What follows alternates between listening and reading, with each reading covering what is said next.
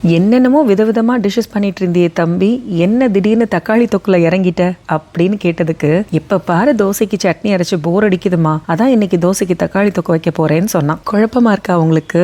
ஒன்னும் இல்லைங்க, 3 நாள் லீவ் இருந்துச்சு. சரி நான் அம்மா வீட்டுக்கு போயிட்டு வரேன்னு சொல்லி நான் வந்துட்டேன். தம்பிங்க 2 பேரும் அவங்க அப்பா கூட நாங்க இருக்கோம்னு சொல்லி இருந்துக்கிட்டாங்க. அவங்க அப்பாவுக்கும் அண்ணனுக்கும் தோசை ஊத்தி சாப்பாடு கொடுத்தது தம்பி தான். ஸோ அப்பதான் ஒரு வெரைட்டியா பண்ணி பார்க்கலாம்னு சொல்லி இந்த தக்காளி தொக்கை பண்ணியிருந்திருக்கான். நம்ம வீட்டுல நார்மலா செய்யற மாதிரி தாங்க. ஒரு கடாயில எண்ணெய் கொஞ்சம் அளவா ஊத்திட்டு அது காஞ்சதும் கடுகு சீரகம் 2 போட்டு பொரிய விட்டு, அதுக்கப்புறம் கருவேப்பிலை பச்சை மிளகாய் 2 பச்சை மிளகான்னு நினைக்கிறேன் அதையும் சேர்த்து தாளிச்சுக்கிட்டான். அதுக்கப்புறம் பெரிய வெங்காயத்துல 2 வெட்டி போட்டுட்டு கூடவே ஒரு கை நிறைய சின்ன வெங்காயத்தையும் பொடியா வெட்டி சேர்த்துக்கிட்டான். வெங்காயம் நல்லா வதங்கினதுக்கு அப்புறமா 8 தக்காளி போல சேர்த்திருக்கான். அதையும் சேர்த்து நல்லா வதங்க விட்டுட்டு, அதுக்கப்புறம் கொஞ்சம் உப்பு, கொஞ்சம் காஷ்மீரி சில்லி பவுடர், அதுக்கப்புறம் வீட்டுல ரெடி பண்ண மிளகாத்தூள் அது 2 ஸ்பூன் சேர்த்திருக்கான். இந்த டிஷ் செய்யவே ரொம்ப ஈஸியா இருந்துச்சுமா அப்படின்னு சொன்னான். நீ டிஷ் மட்டுமா ஈஸியா செய்யற, அந்த வெங்காயம் தக்காளியை டாஸ் பண்ணும்போது பேனை பிடிச்சி தூக்கி ஆட்டின பாரு, அதை கூட செம்ம ஈஸியா செய்யற. எனக்கெல்லாம் இன்னும் வராது தம்பி, நான் இது வரைக்கும் ட்ரை பண்ணது கூட இல்லை. செம்மையா செய்யறப்போ